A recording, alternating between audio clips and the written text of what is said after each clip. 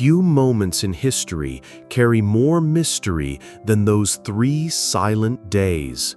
While Jesus' body lay motionless in a sealed tomb, something extraordinary was unfolding in realms beyond human sight.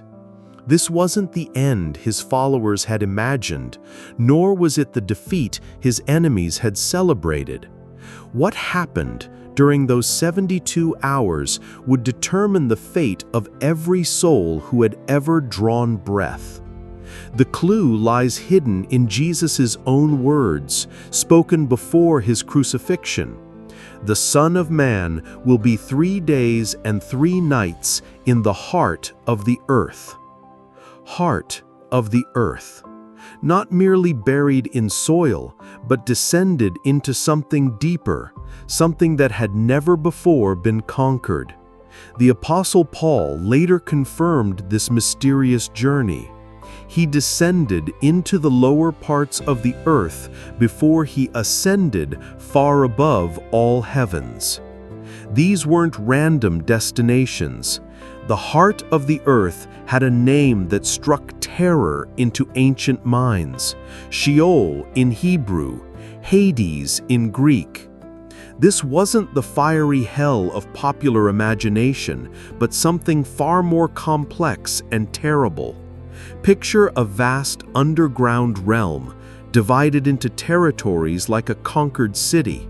One section held the righteous dead in a place of comfort called Abraham's bosom. The other imprisoned the wicked in torment. Between them stretched an unbridgeable chasm, and over it all ruled a single, terrifying warden. But here's what makes this descent revolutionary. Jesus didn't go there to suffer. His suffering had ended with his last breath on the cross. He went as something far more dangerous than a victim. He went as an invader. The Bible reveals who controlled this realm of the dead. Through death, he might destroy the one who has the power of death, that is, the devil. Satan wasn't just a tempter roaming the earth. He was the supreme jailer of the afterlife, holding the keys to death's domain. Every soul who died passed under his authority. No one who entered could leave by their own strength. It was the perfect prison with the perfect warden, and it had never been broken. Until now. When Jesus died, something unprecedented occurred. Here was a soul entering death's domain who carried no sin, no debt that would bind him there. Death could admit him, but it couldn't hold him. Like a master locksmith walking into a prison while carrying tools the guards couldn't detect, Jesus possessed something that would shatter the entire system. The moment of confrontation must have been beyond imagination. Picture the scene. Satan, who had celebrated as he watched Jesus die, suddenly realizes the magnitude of his mistake. The one he thought he had destroyed was standing in his own throne room, radiating a light that had never before penetrated those depths. For the first time in history, someone was challenging him on his own ground.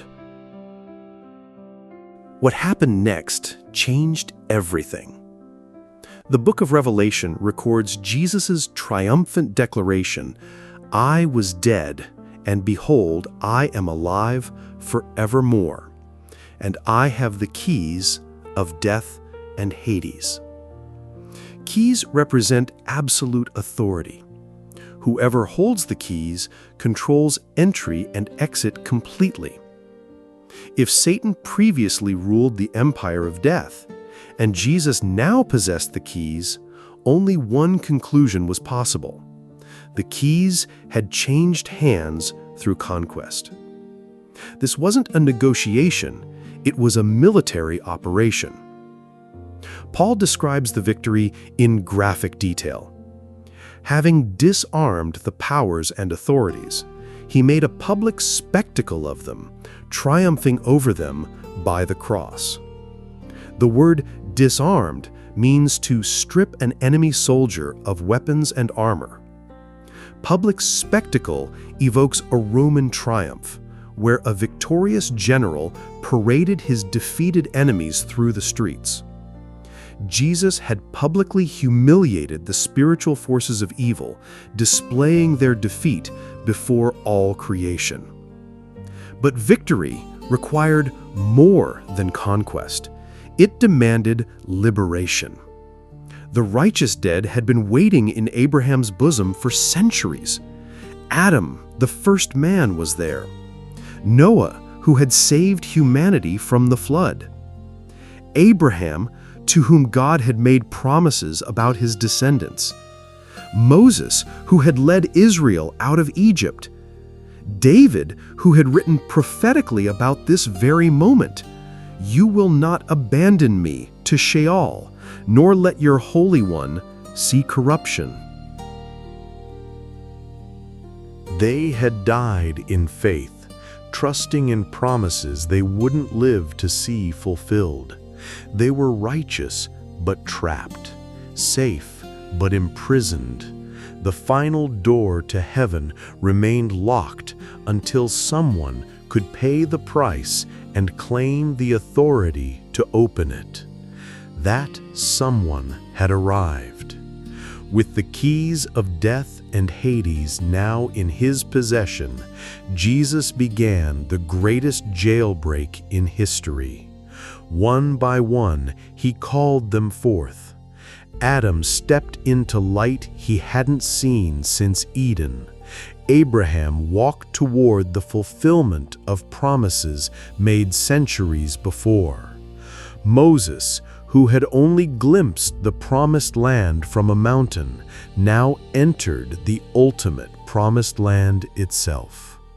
The ancient text, called the Gospel of Nicodemus, describes the scene with epic grandeur. A great light bursting into darkness, Satan screaming in panic as the gates of his fortress are shattered, Jesus extending his hand to Adam and leading a triumphant procession of the liberated dead toward paradise. This explains the mysterious event Matthew records. At the moment Jesus died, tombs broke open, and the bodies of many holy people who had died were raised to life. They came out of the tombs after Jesus' resurrection and appeared to many people. The spiritual liberation had physical consequences. Heaven's invasion of hell spilled over into the earthly realm. But one detail seems to contradict everything. Jesus' promise to the repentant thief crucified beside him. "Today you will be with me in paradise." If Jesus descended into Hades, how could he be in paradise that same day? The answer reveals the precision of Jesus' mission. Paradise, in Jewish understanding, referred to Abraham's bosom itself, the section of Hades where the righteous waited. Jesus was promising the thief they would meet that very day in the peaceful section of the realm of the dead. And the reason this was possible was because Jesus was about to transform that realm entirely. The timing was perfect. Jesus would descend, claim his authority, and then lead all the righteous, including the newly converted thief, out of their ancient prison into the true paradise of God's presence. This victory explains why early Christians proclaimed with such confidence that death had lost its sting. Death was no longer an enemy stronghold. It had become a conquered territory under new management. The keys were in the hands of someone who loved them rather than someone who sought their destruction. Church fathers were content to let this triumph remain in ancient creeds. They composed hymns that dramatized the scene. In these songs, death personified screams in terror as Jesus approaches. "Who is this King of glory that breaks down my doors?" The answer echoes through eternity. The Lord strong and mighty, the Lord mighty in battle. Yet Satan, though decisively defeated, wasn't finished. Unable to use death as a permanent prison for believers, he shifted strategy. If he couldn't damn them eternally, he would terrorize them temporarily. The book of Revelation describes his rage. The dragon was enraged and went off to make war against those who keep God's commandments. This explains the intense persecution that followed. Satan could no longer use death as his final weapon, so he weaponized it as a tool of fear in life. The early church faced martyrdom not because Satan was winning, but because he was losing. His attacks were the desperate thrashing of a defeated enemy. But for those who understood what Jesus had accomplished, even martyrdom lost its terror. Death was no longer a leap into the unknown. It was a passage through a door controlled by their Savior. The keys that Satan had used to imprison now served to liberate. The practical implications transform everything. Funerals are no longer final farewells, but temporary separations. The cemetery is no longer a symbol of defeat, but a testimony to victory. Death is no longer a wall blocking the path forward, but a doorway leading to reunion.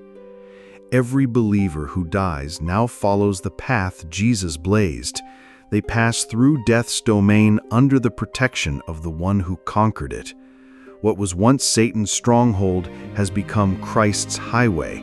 The former prison has become a corridor to paradise. This is why the Apostle Paul could taunt death itself. "Where, O death, is your victory? Where, O death, is your sting?" Death's sting was sin, and sin's power was the law. But Christ had removed sin through his sacrifice, fulfilled the law through his obedience, and claimed death's keys through his descent.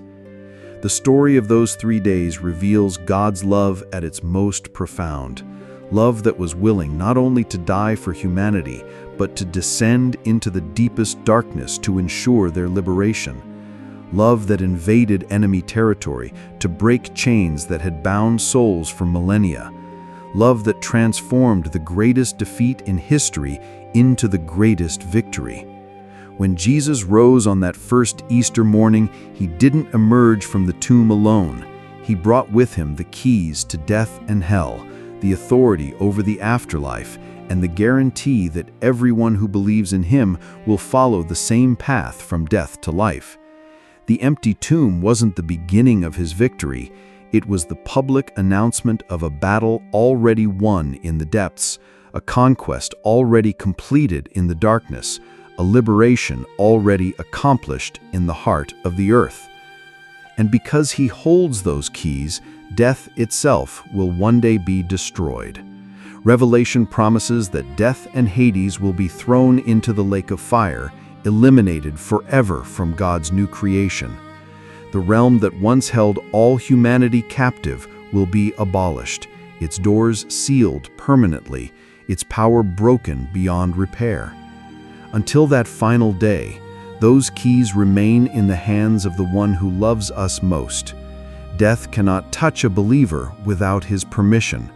The grave cannot hold us beyond the time he determines. The afterlife cannot separate us from his presence. The descent into hell was the hidden victory that made every other victory possible. In those 3 silent days, when the world thought evil had won, the greatest rescue operation in history was unfolding in realms beyond sight. The King of Glory had invaded the kingdom of darkness and emerged victorious, carrying the keys that unlock eternity itself.